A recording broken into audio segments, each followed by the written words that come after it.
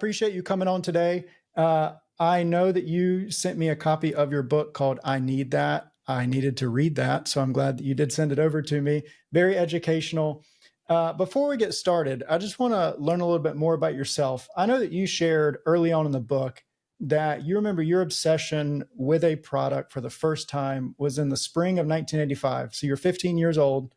From there, from 1985 until now, I know you've gone on to become a product marketer, but tell us more about your background and what exactly you've done in the product marketing world. For sure. Yeah. And I actually started off with a journalism diploma and launched a humor and satire magazine out of college with a couple of friends that I graduated with. And from there got into advertising and design, just designing, creating, writing ads for clients of that publication, and started Graphos right after that in 1993.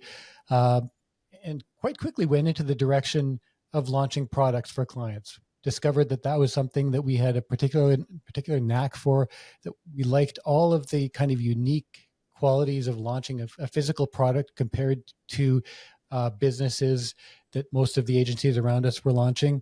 And because of that, we're located in Canada and quickly moved into serving clients around the world, in particular in the US, but launching innovative products, usually consumer products, but we've worked in med tech, we've worked in a lot of B2B, we still do. But most of what we launch is products that have a physical component that have to be purchased either in retail stores, usually DTC now, but that are purchased by consumers that are seeking something in particular.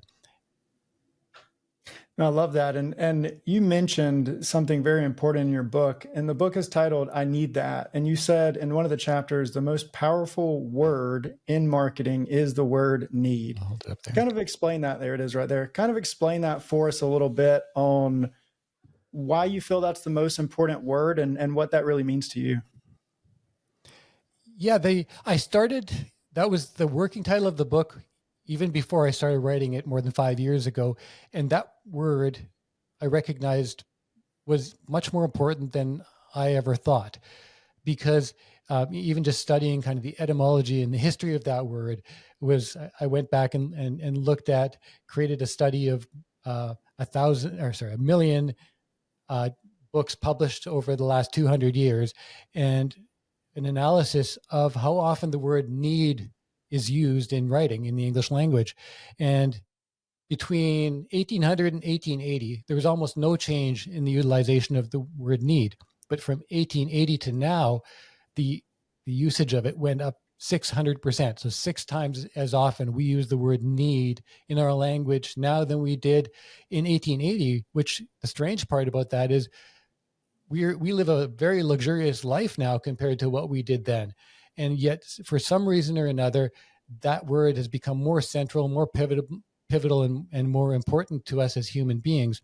And all of our lives, the word need is used in a unique context. It's used around something that is not just a want, but something that's non-negotiable. So if I say I need that when I see a product, that's different from that's kind of neat, or I could see a place for that in my life, or I'd like to have that. If I'm saying I need that, and if I'm really feeling that, that has become a non-negotiable. And the other thing that's really interesting about the word need is, as marketers, we can't tell people they need something. That dissolves the magic right there. But if a consumer, a buyer says, I need that themselves with their own words and they think that in their own thoughts, they've locked on to something in a way that is pure gold for marketers, but it's not something you have to engineer how to get a person into that need. Yeah, and I think it's interesting to think through needs and wants, because from my opinion, a lot of needs are wants masked as a need, if you know what I mean. Like, you have your true needs: clothing, food, water, housing, shelter, all of that. But I think the term need has become more used, but I think it can be, what's the best way to put it? Like, yeah, I'll just say not always a need, a want, but people see it as a need, if that makes sense. Have you seen It that? absolutely makes sense. Yeah. Yeah, and that's something that I talk about in the book as well, is that anything other than those fundamental needs, the needs that are your basic survival needs, is really a want. But what happens is, at some point, when we decide, as you're saying, that something is a need, Hmm. anything above those existential human needs, um, when is really a want.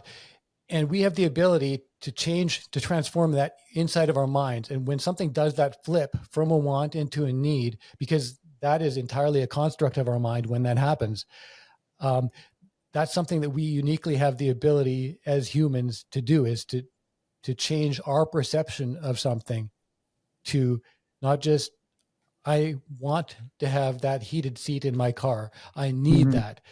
And, I can think of a lot of examples in my own life where something like that, you experience something and you're like, I need that now.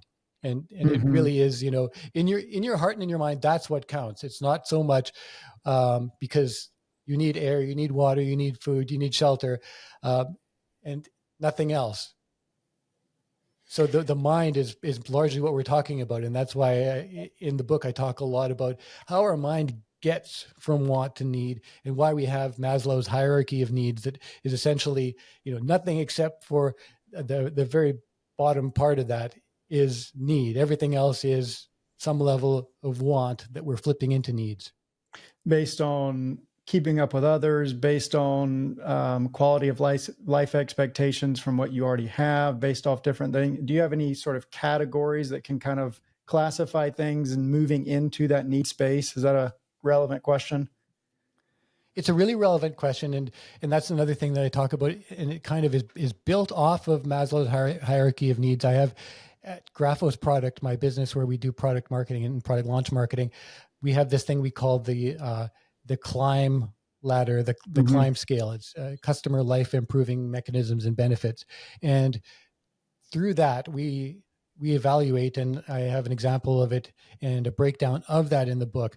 That the purpose of that is to help innovators, product makers, to recognize the different needs specifically that their product serves, and then to break those down and translate them, prioritize those so that you can use them as the basis of creating marketing campaigns and messaging, and essentially all of the different ways that a given product can be mapped into marketing content and messaging, and to because you have to, it's like we say, it's like a bruise, and you don't, a bruise doesn't hurt most of the time. You got to give that bruise a little bit of a poke, and once you poke these latent needs, you can turn them into something that customers really feel. I give the example in the book of this cat eye solar when I was 15 years old, that I didn't know existed.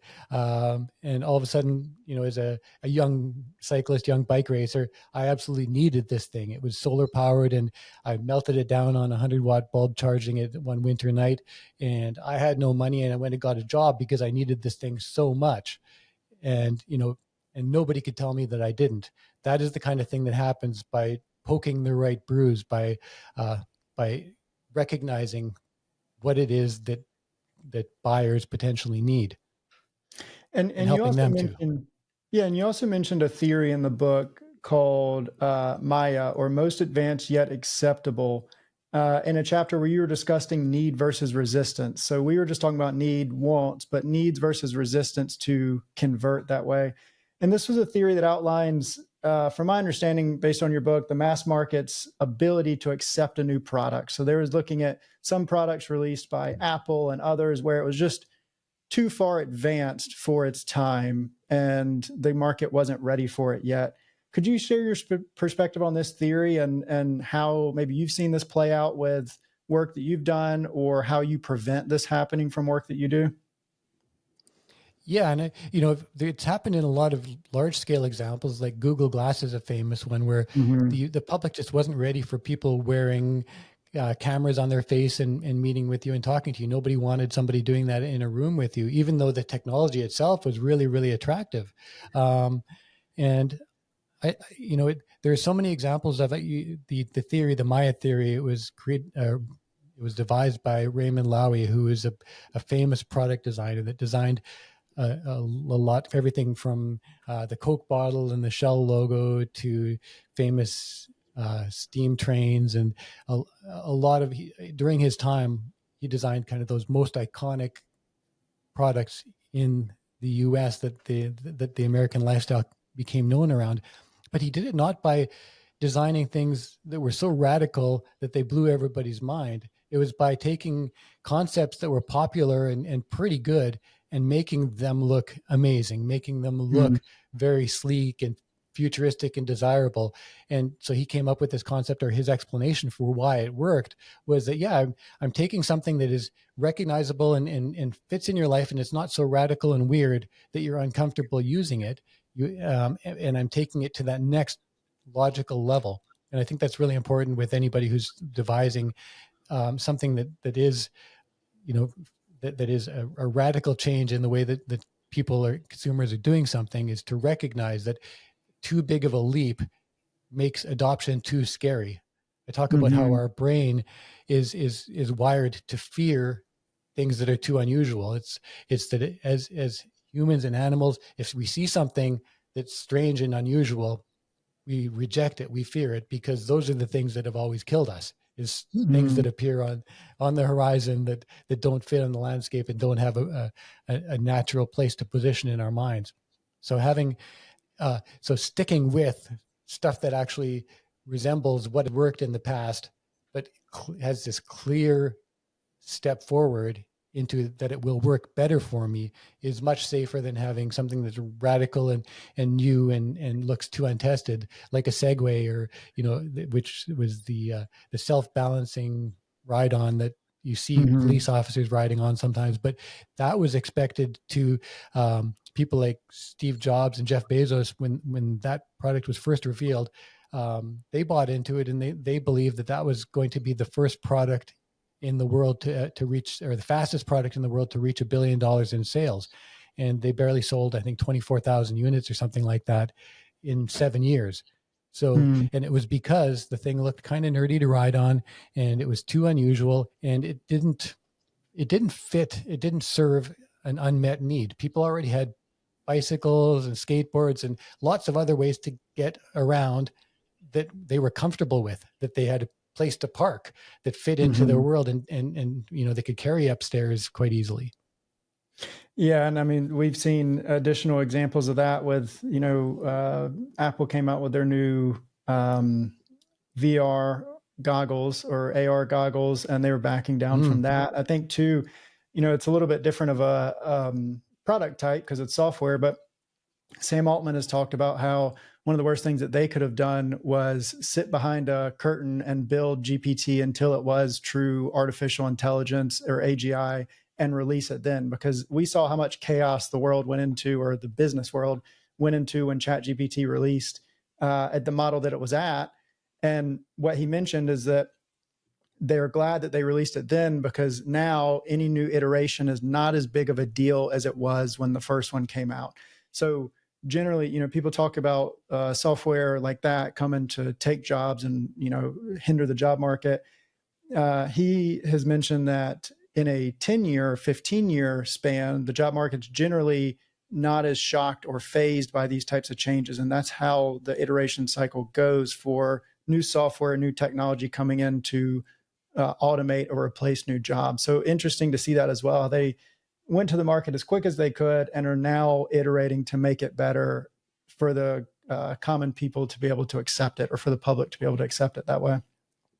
That's a really great example of Maya in action, actually, because as you said, it's giving people something that isn't too wildly different from the smart products that they're already used to. Everybody's kind of been fumbling around with Siri for years and Alexa, and this took AI to a level that it was still comfortable, but it wasn't so radically wild. Even some of the things that we're seeing right now that are spooking people, we've already been immersed in AI, so not much surprises us anymore. We're ready for that next step at this point. Yeah, for sure. And with all of this, with making sure that you're developing products that people need, and making sure you're developing products that people are ready for and not going to resist, where do you rank customer interviews in the list of priorities for coming up with this messaging, coming up with these product ideas? And if you don't rank it towards the top, what is towards the top for you? I rank customer interviews very, very high because that is where you find out. That's the only place where you find out if something is resonating with audiences and if people really want that product. Customer interviews have to be set up and the questions have to be structured really carefully so you're not leading people and you're not telling them what the answer should be. But whether it's from user testing with prototypes and seeing how naturally people utilize something, and that's whether it's a physical product or a web interface or an app, finding out how intuitive something truly is, to price testing where you're able to ask people what's the most you would pay for this product and still consider it to be good value. What is the lowest you would pay for this product and still expect the quality to be as good as you need it to be? To ask people those kinds of open-ended questions and get real answers and be able to work with those, as opposed to having your price dictated by your costs, which is almost always a recipe for disaster. You're either leaving money on the table or you're giving yourself too little margin, but there's almost always something that's going wrong with that. So knowing the customer as early as you can and through iterations to make sure that you're headed in the right direction is, especially if it's informed and people know, don't do like New Coke did and make people think that they're just getting this as another flavor of Coke and you're going to take away the old one, because that kind of thing can be very disruptive and harmful. Make sure people understand what the trade-offs are as well. And, I mentioned that because that's a famous example where some of the largest customer research ever was conducted, but because consumers weren't asked if they would still like that product and still prefer it if old classic Coke were to disappear from the marketplace, it ended up being a very different example than what Coca-Cola expected and what they banked on. Very interesting. And when it comes to your general works, I know you wrote this book, I Need That, which is at Amazon, available other places online as well. Yeah, it's available at Amazon. I have a really great audiobook that's available through Audible and also, I guess, directly through Amazon. That's the best place to get the book. You can also go to lmandin.com, which is my personal website. And from there, sign up for my daily emails. I have a daily email newsletter. And the job of that is to, whether or not you buy the book, to help product makers and innovators move forward a little bit day by day. So what I do with that is these are all emails written by me, and the job of them is to give you new, fresh insights every single day, 365 days of the year. And if that moves you to want to buy the book or to come work with my company, Graphos Product, so much the better. But there's no obligation, and I don't fill those things with ads or anything. It's just a straight informative email every day. Well, I love that. Well, this has been a good conversation. There's a lot more to learn in this book. As you shared, it's not it is easy read, but it's not a super fast read because there's a lot of pages to it, a lot of information. So if you're looking for more on product marketing and to figure out how you can make people feel like they need your product, not just want it, definitely check out this book on Amazon or on Audible. Appreciate you coming on today and enjoyed the conversation.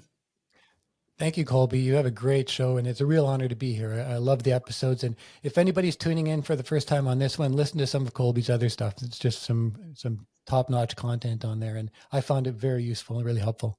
I appreciate that. Thank you so much.